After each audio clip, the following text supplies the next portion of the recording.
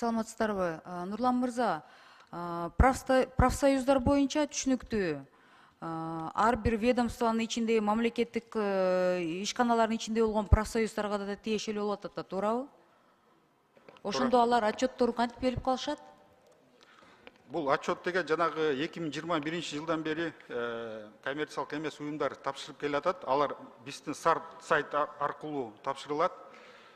Мисал алганда, өзүнүн кабинет, салык төлөөчү кабинетинде биз формасын киргизип койгонбуз. Ошол жактан эле толтурат, ал деген барып автомат түрдө сайтка чыгып калат биздечи. Ошондо сиздин салык кызматынын сайтына киргенде, Аппарат ушул уюмдардын таблону күйүп коелачы. отчетторун көрсө болот, туурабы? Көрсө болот, ооба. Жөнөкөй жарандар деген ошол сайттан издеп таап алышат экен, профсоюз мүчөлөрү мисалы, да? Ооба, туура. Коммерциялык тайна болбош керек, туура, да? Диний уюмдар жөнүндө тагыраак айтып бересиздерби? Ошондо диний уюмдар деген спонсорлор болушат, сырттагы, ошолор деген келген каражат боюнча отчет беришет, туурабы?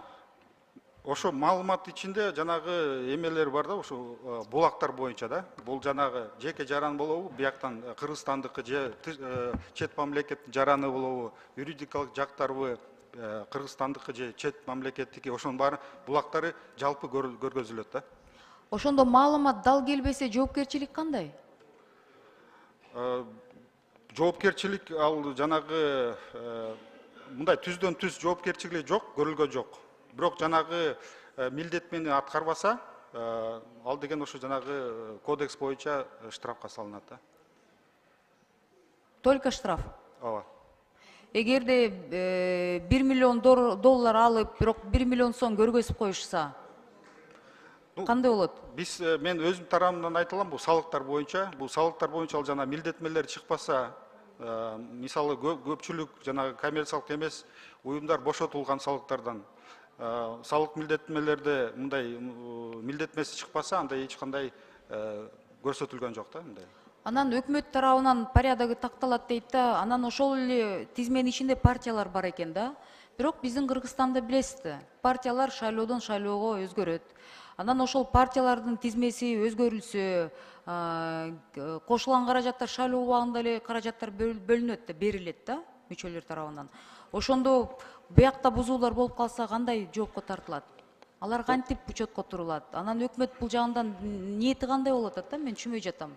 Бул маалыматты бир эле жолу берилет да, бир жылда бир жолу 1 апрелге чейин. Бул жана өтүп кеткен жылдын жыйынтыгы менен 1 апрелге чейин тапшырылат. Мыйзамыңар бузулуп калса, партиялардын жоопкерчилиги кандай болот? Шайлоодон четтетилип калышабы? Жок, ага андай Саясий чечимге алып келинбейби деген суроолор көп болот да. Мисалы, мага жазып атышат, бул бизди партияларды кандай чектетип коесуңарбы деп. Мен да бийликтин өкүлү болгондуктан бизге кайрылып атышат да.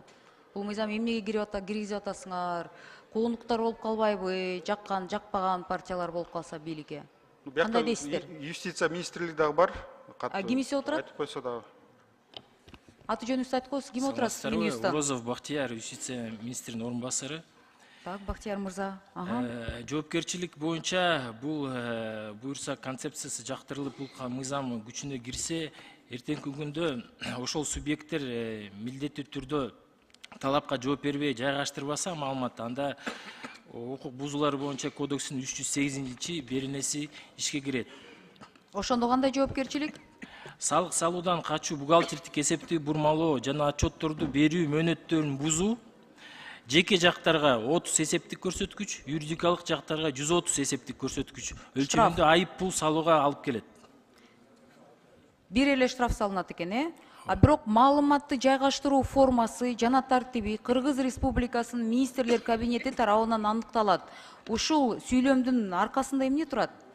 Отчетность көбөйүп кетеби кааласа өкмөт тарабынан, же азайып кетеби, же бир партияга бир мындай талап болобу, башка партия башка талап болобу? Ушуну мага Минюст тактап берилечи. Бул маалыматтын формасы 2021 жылдан бери эле иштеп келатат. Татаалдашып кетеби?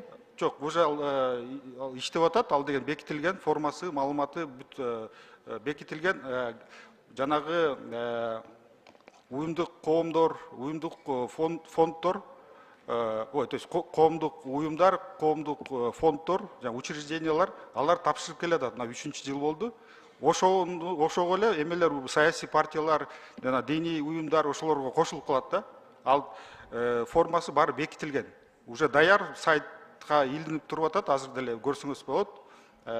Бул деген жанагы ушулар эле 4 мыйзамга кирген субъекттер ошолор тапшырып баштайт да.